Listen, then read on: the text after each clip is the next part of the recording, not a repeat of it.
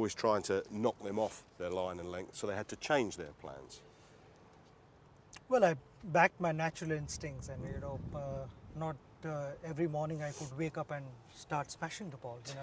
There were times when I struggled and I had to block few overs, and till I got my bat swing right and my footwork right. But it all depended on the situation and on the surface.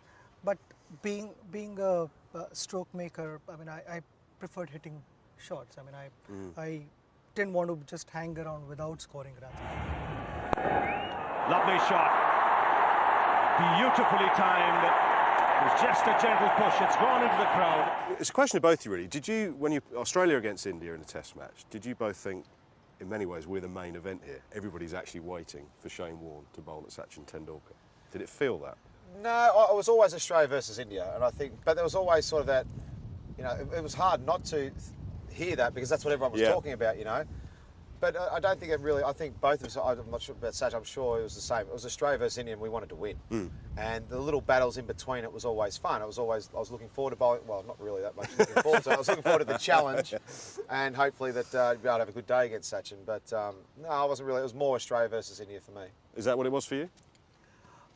Yeah, for me, obviously it was Australia versus India, but also the media made sure that it wasn't Australia versus India. Yeah, that's what I'm saying. They made everyone realize that it's Warne versus Tendulkar. So, I never looked at it that way. Would you mind bowling a few? Would you mind facing a few? Right. If I send you down the other end, get loose. Okay. And Sachin and I will just come up to the stumps here. Do you want to stay at helm? Yes, we're definitely sure. Shane said to me, when we were chatting in another thing that we did. Take it easy, Warne. That the first thing he had to do as a bowler was to assess the pitch that he's playing on. Sure. Is it exactly the same for you as a batsman when you came to... So we've got a used wicket here at Lord's. So is the first thing you're thinking, how's this going to react? Yeah, the first thing I would look at this wicket is it's a possibly ugly 7-day wicket, and I've got to be careful because he's going to get the ball to turn and bounce. Right. So initially, so straight away you're thinking, how's he going to attack me and where the danger points are? Yes, but Warne is used to playing bluffs. He would come and bowl a flipper.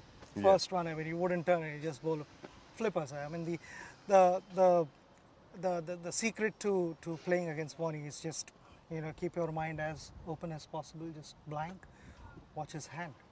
Was he one, in terms of spinners you faced, was he one of the cleverest in terms of the games and the mind games? He would. I mean, he would always be up to some tricks, and he would play mind games. I mean, on the field also, before the match sometimes, and also in the middle. So you got to. I prefer to be in my zone. Okay. Not think too much about what Warne was trying to do.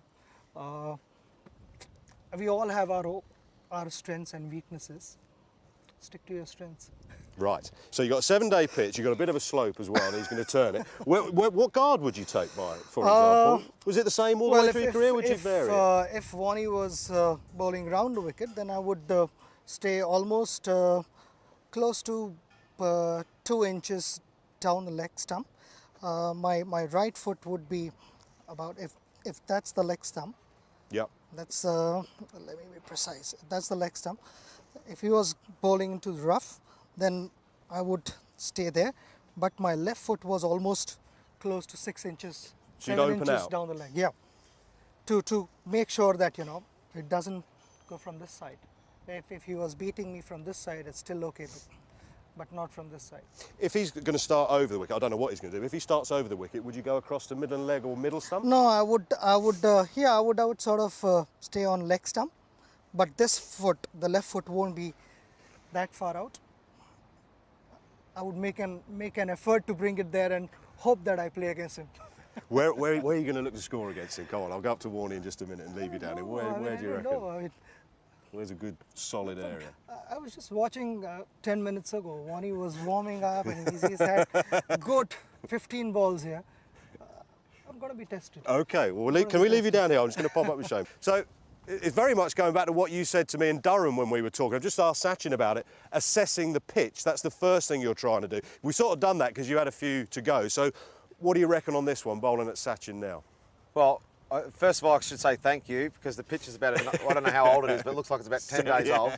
So there's a few foot marks and that. There's a bit of rough, so I think you can get away with bowling a little bit quicker into the rough sort of stuff there.